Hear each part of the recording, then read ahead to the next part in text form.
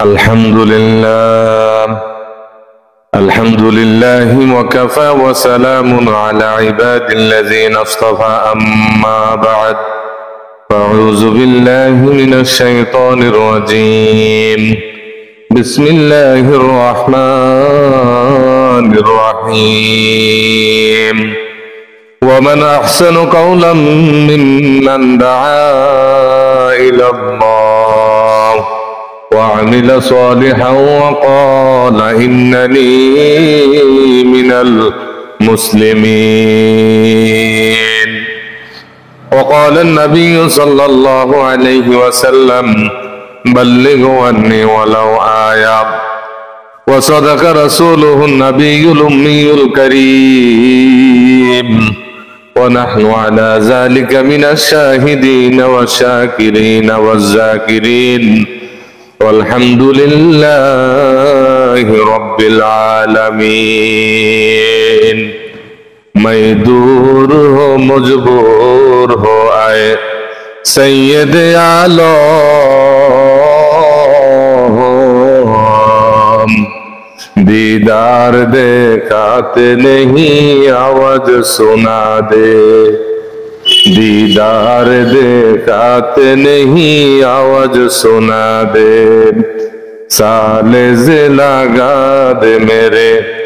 इश्क का सफीना आंखों से देखा दे मुझे मक्का ओ मदीना आंखों से देखा दे मुझे मक्का ओ मदीना আল্লাহর বান্দা নবীর উম্মত রব্বে কারীম আমাদেরকে এত সুন্দর একটা মাহফিলের আয়োজনের মধ্যে বসাইলেন বিভিন্ন মানুষ থেকে আল্লাহ রব্বুল আলামিন ফারেক করে নিয়ে আসছেন আল্লাহ যাকে ভালো চান দিনের বুঝ দিতে চান আল্লাহ রব্বুল আলামিন তাকে হেদায়েতের রাস্তার মধ্যে নিয়ে আসে জোরে জোরে বলেন না সুবহানাল্লাহ প্রিয় ভাইরা আমার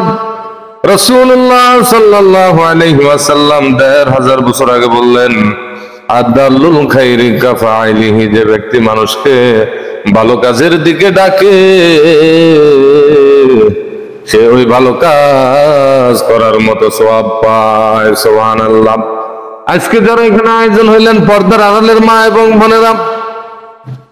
এই মাহফিলের জন্য যারা চেষ্টা করলো আলেমদেরকে দাওয়াত দিল যত মানুষ এখানে কথাগুলো বলবে এবং শুনবে প্রত্যেকের আমল নামার ভিতরে আমার আল্লাহ রাব্বুল আলামিন তাদের আমল নামায় নেকি দিয়ে দিবেন জোরে জোরে বলেন না সুবহানাল্লাহ রব্বে কারীম বলেন কুরআনুল কারীমকে যদি আমরা প্রশ্ন করি হে কুরআন আমরা যদি এরকম ভাবে জমিনে আসলাম কিসের জন্য আসলাম রব্বুল আলামিন সুন্দর করে কুরআনুল কারীমের মধ্যে জবাব দিয়ে দিবেন ওয়ামা খালাকতুল জিন্না ওয়াল ইনসা ইল্লা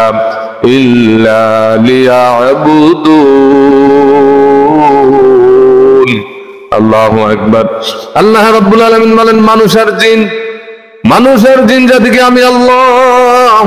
এই দুনিয়ার মধ্যে সৃষ্টি করলাম আমার ইবাদত করার জন্য আমার দাসত্ব করার জন্য যদি আমরা আল্লাহকে প্রশ্ন করি আল্লাহ আমরা যদি ইবাদত করি আমাদেরকে কত দিবেন একটা আমলে রব্বে কারীম কুরআনুল কারীমের মধ্যে সুন্দর করে জবাব দিয়ে দিবেন মান জাআ বিল হাসানাতি ফালাহু আশরু আমসালিহা কোন বান্দা বান্দি যদি একটা নেক আমল করে